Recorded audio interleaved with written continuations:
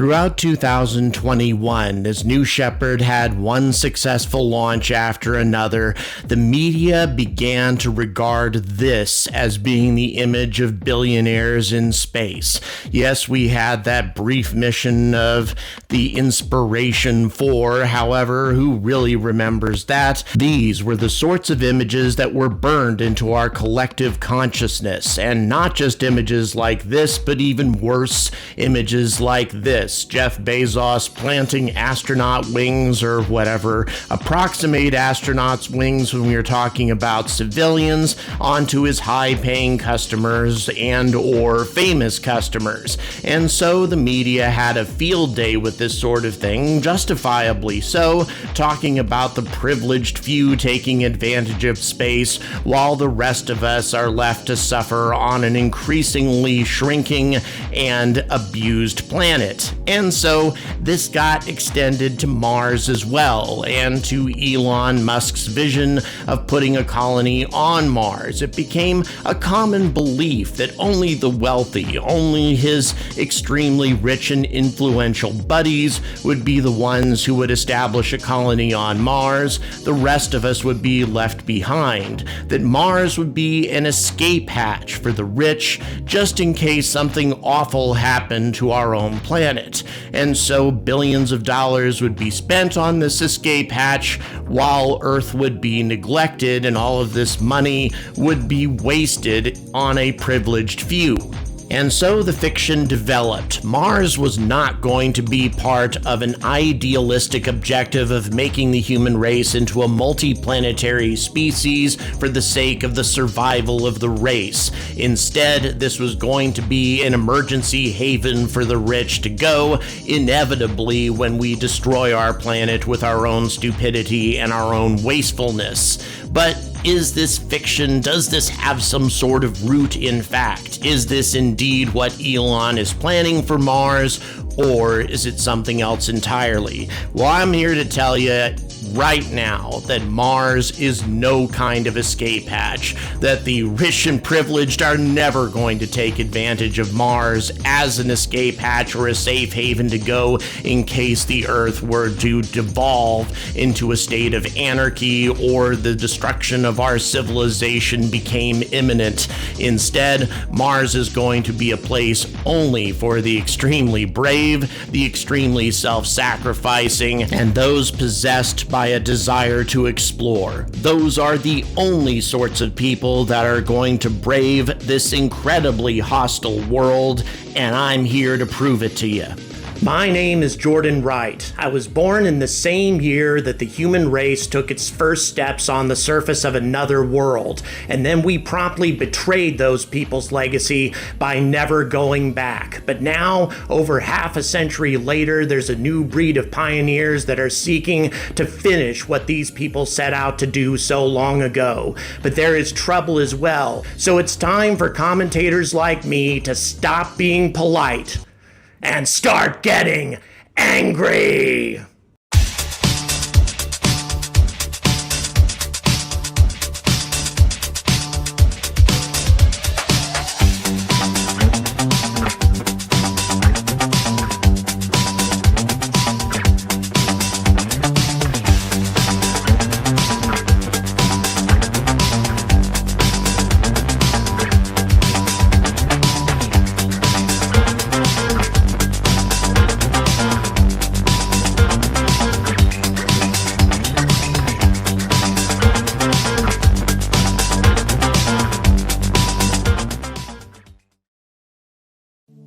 The first factor that makes Mars a terrible place for the rich and privileged is gravity. And even though a microgravity experience might look like a really fun thing to do, and rich people do take advantage of it in short bursts, having a sustained experience in a low gravity situation or microgravity situation is not a good thing for you. Over a period of time, you lose bone mass, you lose muscle density, and that applies not just to microgravity situations, but also to low gravity situations. You can see from this MIT research flight, the people at 0G are actually capable of simulating moon gravity as well as Mars gravity on top of a microgravity experience, and they do this for scientific purposes. So for a moment, let's imagine that we're one of Elon Musk's rich, powerful buddies that wants to take advantage of his escape hatch on Mars, and we board the starship as the Earth sinks deeper and deeper into a state of global warming or some other sort of cataclysm, and we're going to escape this because we're rich and we're powerful unlike everybody else on the planet. We get on the starship and start making our journey for Mars. Now let's assume that we are so rich that we can reserve all 1,000 cubic meters of the starship's fairing for ourselves, so we don't even have to share this space with anybody else. It's like a luxury liner in space on its way to Mars. What a perfect scenario. What an awesome experience, right? Right? Well, no, because all the money in the world isn't going to change the realities of gravity. During this trip, we are going to be in microgravity for 6 months, and arriving on Mars, we'll experience 1/3 of Earth's gravity, which isn't that bad, but nevertheless, it's going to be an uncomfortable experience, especially for somebody who really didn't train for a mission like this and isn't a paragon of physical fitness like most astronauts are. But still, let's say we manage that, we get to Mars, we stay there for a 2-year time frame until the next launch window, experiencing 1/3 gravity, and then decide that really going back to Earth would be a better idea than trying to live here. And I'm going to cover why that would be the case soon. So after spending a couple of years on Mars, you decide to make the journey back. Unfortunately, you go back into microgravity for this particular experience, and by the time you return to Earth, you have spent a total of 1 year in microgravity and 2 years in 1/3 gravity, and suddenly find yourself in the crushing environment of a full 1G. As a result, the average person, and certainly an old privileged individual, is going to suffer severe physical consequences of all of those months of bone loss and muscle loss, and is going to have an incredibly difficult time adjusting to Earth again. It's going to be a very uncomfortable experience, one that a rich and privileged and pampered individual simply wouldn't want to go through unless they absolutely had to. And this is one of the big problems of the Mars escape hatch. It is essentially a one-way trip. If you go to Mars and stay there for any appreciable amount of time, you will never return to Earth. What kind of state would the Earth have to be in order for somebody who didn't really desperately want to explore Mars to take this avenue of desperation? I mean, consider for a moment what a wealthy, successful, incredibly rich CEO is going to be giving up if he punches this one-way ticket to Mars. No more expensive vacations on beaches, no more beach resorts, no more beachfront mansions, no more expensive outings with a family to Greece, or no more even seeing the ocean in person anymore. All of these things will become a thing of the past. Mars is a dry, dead, lifeless world, perhaps maybe some bacterial life, but other than that, there is nothing on this planet whatsoever that bears any resemblance to the sort of comfortable things that the wealthy are accustomed to. Why the hell would they leave Earth behind? Indeed, even if you assume that global warming is going to destroy a large portion of the Earth and rising seas are going to wipe out some of these communities, it isn't going to wipe out everything. And even if it did take out all the beachfront communities, there would be palatial residences in the mountains, resorts or refuges that you could retreat to somewhere on Earth that would be a safe place to go in the worst cataclysms. Now, there are, of course, certain cataclysms that would make nowhere on the planet safe, nuclear war, of course, being the most obvious of those scenarios, but after somebody has pushed the button in a nuclear conflict, you're only looking at 20 to 30 minutes before the nuclear blasts take out every major population center on the planet, at least if you're talking about a major nuclear conflict. There's no way that anybody could escape from that at the last moment. So really, Mars is no kind of escape valve from any sort of cataclysm that would render the planet uninhabitable in a short amount of time.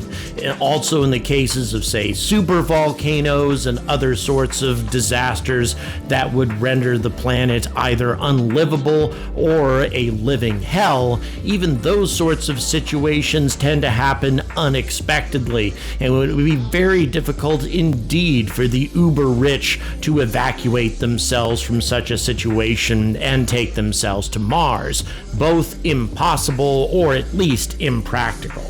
But let's assume for a moment that you are one of those uber-rich who decide to make use of Mars as an escape valve. Once you arrive there, you will discover that Mars is nothing more than a prison. A prison where you can't even do what the poorest person can easily do on this planet, and that is to take a walk outside without having to don an extensive EVA suit. And I'm not talking about one of those simple little stylish vacuum suits that SpaceX uses. I'm talking about a full-fledged EVA suit. You require all of that in order to be able to survive on Mars because of the lack of atmosphere, or very, very thin atmosphere. Also on top of that, there's radiation, there's extreme cold. It is simply impossible to survive on Mars unless you go inside a little tiny prison of your own, namely an EVA suit. It would be a lonely and difficult situation, a very difficult life of privation.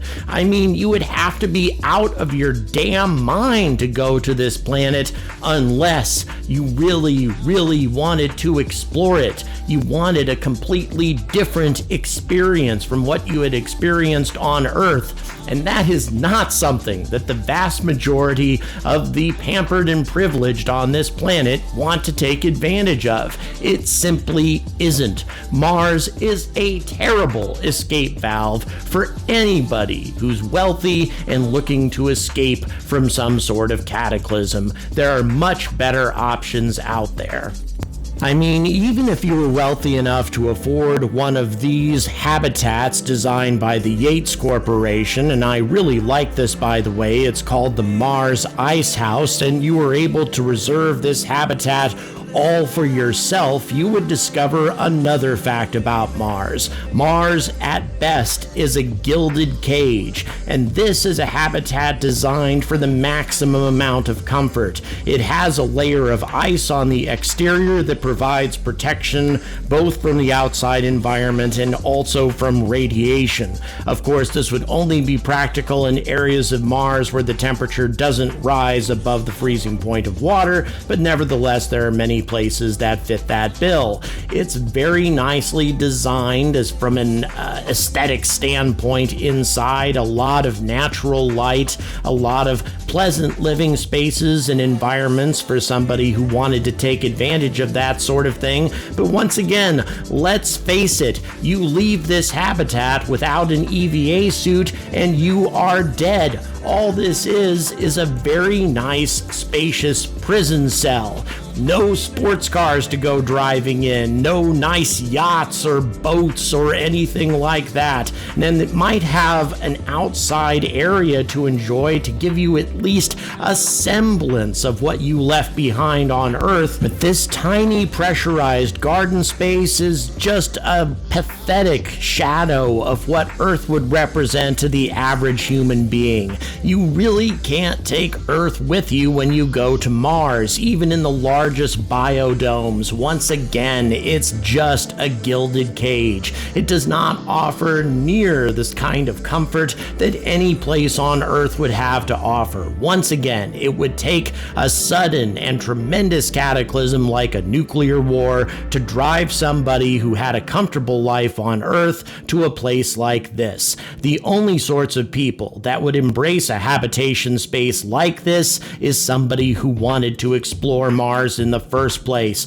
and that does not include a lot of the rich and privileged. Instead, it includes scientists, it includes explorers, it includes the people who are bold and the people who have an enormous sense of human curiosity and ambition that doesn't necessarily go hand in hand with extreme wealth and privilege. Instead, the kinds of people who are likely to explore Mars and take advantage of habitats like this are going to be the kinds of people who want to see places like this. Vast canyon systems that are as large as the entire continental United States, with cliffs that tower as high as 5 to 8 kilometers high, things that simply do not exist on Earth, or Olympus Mons, a volcano the size of Arizona, features on Mars that simply cannot be replicated on Earth. These are not the sorts of things that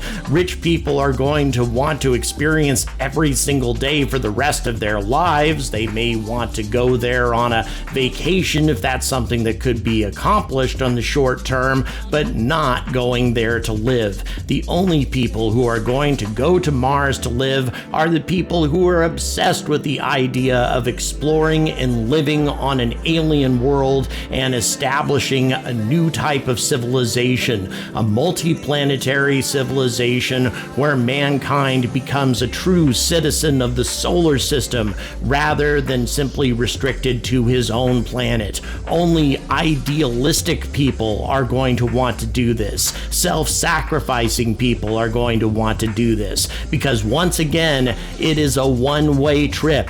Once you're committed to doing this, returning to Earth is going to be a very difficult prospect indeed. And this leads us to the final point. There is another alternative, a very easy escape valve for the rich and privileged in space. And this, of course, is Jeff Bezos's concept of an idyllic future, which is an O'Neill cylinder. And obviously, this is an extreme example of one in the far future that could possibly be built in low Earth orbit, or perhaps even a little bit further out, a rotating cylinder that provides artificial gravity. You can bring your own environment here, your own atmosphere, even your own weather if it's big enough, and you can have all of the comforts of home, trees everywhere, natural landscapes, parks, very comfortable living spaces. You don't die of asphyxiation or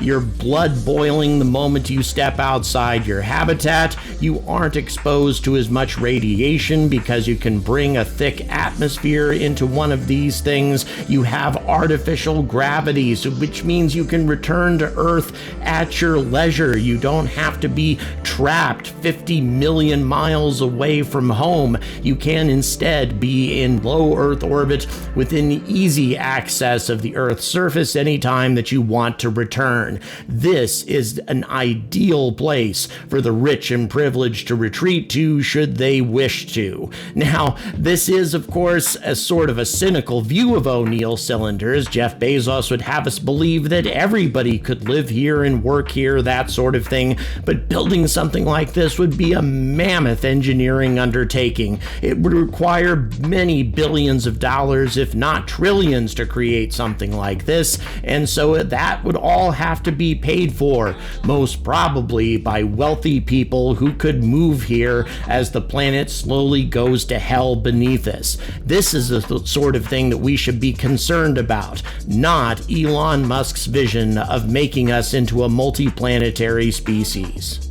But there is one huge problem with O'Neill cylinders. Unless you build them a very long ways away from Earth, which increases the difficulty of building them by many orders of magnitudes, then they are vulnerable to attack. They do not make the human species into a multiplanetary civilization safe from some sort of cataclysm. It is far too easy to destroy an O'Neill cylinder that's in low Earth orbit with a thermonuclear strike.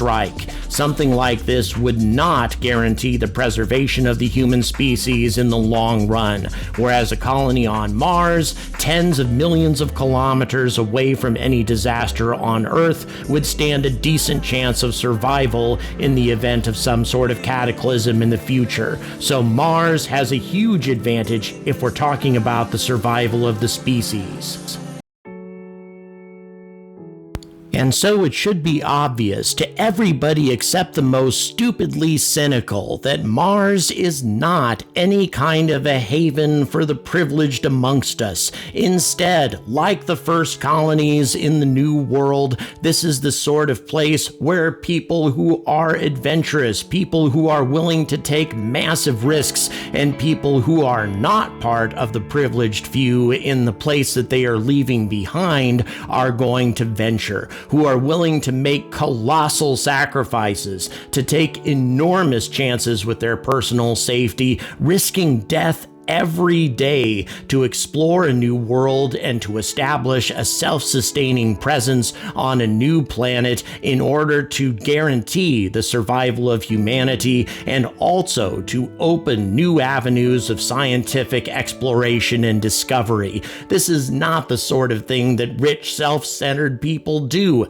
This is the sort of thing that self-sacrificing people do. These are the sorts of people that will take advantage of Elon's invitation to go to Mars. That's why he's offering the trip for a couple $100,000, the cost of mortgaging your house, for example, so that somebody who actually possesses this kind of drive, which by the way no longer includes myself, simply because I don't think I'll be in good enough physical condition to make this journey and actually survive it. It's going to be a very limited number of people who can do this, but yet certainly enough to comprise a colony of 1 million people. So instead of cynically looking at this future as just another way for the privileged few to take advantage of the rest of us and screw us over, we should instead embrace this kind of future for what it is. Not only a scientific exploration of discovery